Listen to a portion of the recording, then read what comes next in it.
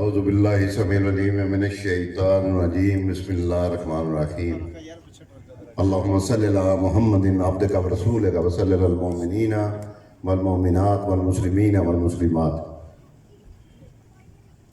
मेरे मौजूद बुजुर्गों, साथियों, अस्सलाम वालेकुम व रहमतुल्लाहि व बरकातहू। अहलियाना सरसाला दा मैं बड़ा मशहूर हाँ। राजा शकूर साहब का, राजा नवीद का, राजा कदीर और तमाम बुजुर्ग जो बैठे ने साथी, जो नसर मोहाना साहब कि तुसी साडी जमात के इस काफले दे विच शमूलीयत की और साडे हल्के दे कैंडीडेट MNA के कैंडीडेट चौधरी मूसा लाई साहब नूं इत्थे दावत दी। मैं तुहाडे इस पिंड नूं भी जानना, अपने पुराने साथियों नूं भी जानना, नवियां नूं भी जानना, ते तुसीं मैनूं भी जानदे हो। कोई शक तो नहीं? इस गल्ले मैं कुछ रात दियां, क्योंकि मेरा हल्का है, इत्थे दा मैं रहने वाला, तो मैनू कोई जरूरत पेश नहीं आती कि मैं तुहाडे नाल कोई इहो जी गुफ्तगू करा। जो साथी कर चुके हैं उन्होंने मेहरबानी है कि मैं किया या साडी जमात ने किया, तुसीं गवाह हो।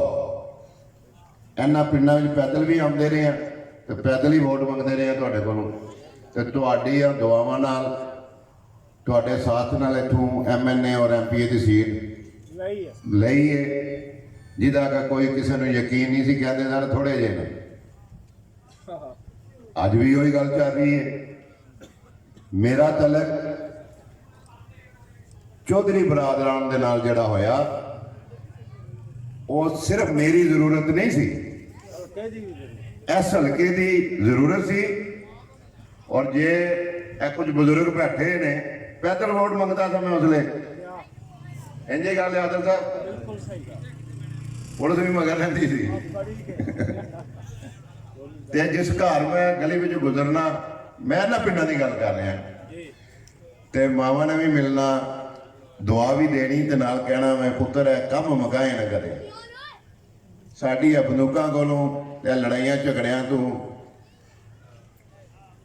ते पुलिस जिहड़ा साडे ते या तुहाडे ते मामलात होंदे ने, इन्हां तो किसी तरीके नाल इहदा कोई हल कड्ढी।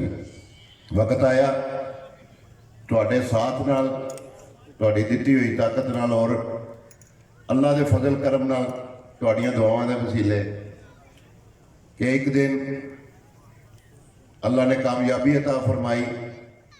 पहला कदम तुहाडी बेहतरी वास्ते इस इलाके दी जो तुहाडीआं ख्वाहिशां सन, भुलना नहीं चाहिए।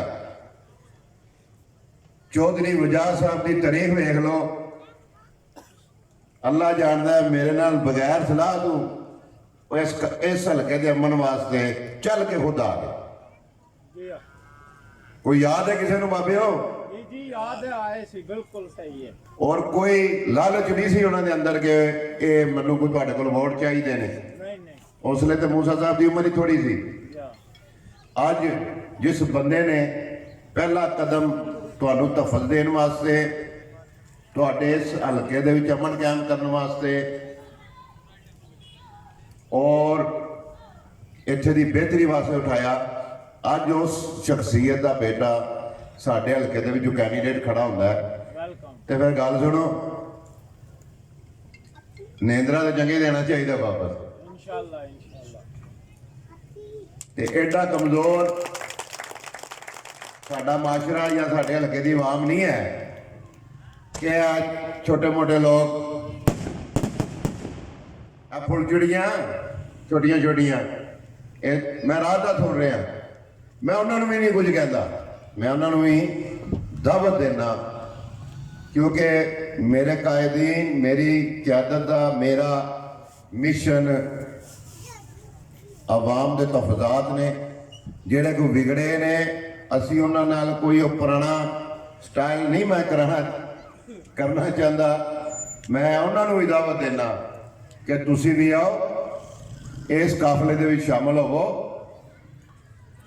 और इस हल्के की तरक्की और इत्थे अमन कायम वास्ते और जिहड़ी गुंडागर्दी ते कब्जा ग्रुप इन्हां तों निजात दिवाउण वास्ते साडा साथ दिओ। और इंशाअल्लाह ताला मैं वादा करना, मैं कदे गलत वादे नहीं कीते। कोई इंसान ऐ मत सोचे कि किरो को कमजोरी, लेकिन क्योंकि बार बार जिसले मैं इस्लामाबाद मुलाकात करना तो मनु यही कहते हैं कि हर सूरत लोगों नाल मुहब्बत और प्यार करना है और अपने हल्के दे विच अमन कायम रखना है। उहदी कुर्बानी मैं तुहाडे सामने खड़ा। तो इस गल्ले गुजारिश है कि साढ़िया साथियों दे विच इस काफले दे विच आओ, फिर एक बारी सानू जमाओ। जे तुहानू मज़ा ना आया तो फिर तुसीं साडे नाल नाराज़गी कर लियो। एवें ये हरकत अच्छियां नहीं होंदियां। अल्लाह रब्बुल इज़्ज़त ने चाहा तो इंशाअल्लाह ताला इत्थे ही आ। मैं पिछले 1.5-2 साल तो इत्थे रह रहा। 18 महीने के वक्त फिर तो बाद मैं वापस गया नार्वे फैमिली को, तो फिर 5 हफ्ते बाद तुहाडे विच आ गया। मेरा काम है तुहाडी खिदमत करना और चौधरी मूसा लाई का भी मिशन है तुहाडी खिदमत करना। देखो ना कितनी खूबसूरत गल है कि मेरी खिदमत या मेरे मामला तुहानू अच्छे लगे तो मेरे नाल चल पवी। ते जे इन्हां नूं शौक किसी दूजे काम दा है ਉਹਦੇ ਨਾਲ ਆਉਣਾ ਨੇ तो भी कर लांगे, ਕਿਹੜਾ ਕੋਈ रुझा सीखनी, सारे मामला हो जाएंगे। मैं ਤੁਹਾਡੇ ਇੱਥੇ ਇਕੱਠ ਕਰਨ ਤੋਂ, ਇੱਥੇ ਸਾਡੀ ਜਮਾਤ ਦੇ ਵਿੱਚ ਸ਼ਮੂਲੀਅਤ ਕਰਨ ਤੋਂ और चौधरी शुजात साहब की क्यादत में, चौधरी परवेज साहब और चौधरी वजाद साहब की क्यादत इस जमात के शमूलीयत करने तो मैं और चौधरी मूसा लाई साहब और साढ़े तमाम साथी तुहाडे मशकूर हाँ। इंशाअल्लाह अज़ीज़ मेरे अल्लाह ने चाहा कि तुहाडी खिदमत भी करते रहांगे तो पिंड विच भी रहांगे जब तक जिंदा। मनु अज तो बाद सरसानी में यह सुनिया ना आवे कि फलाना साडे नाल खराबी करता पिया। स्टेज पे बैठे मेरे बुजुर्ग बैठे ना, मैं इन्होंने दसना पिया तो ना ही कोई कोशिश करे। अल्लाह ने चाहा तो इंशाअल्लाह ताला खैर के मामला होणगे।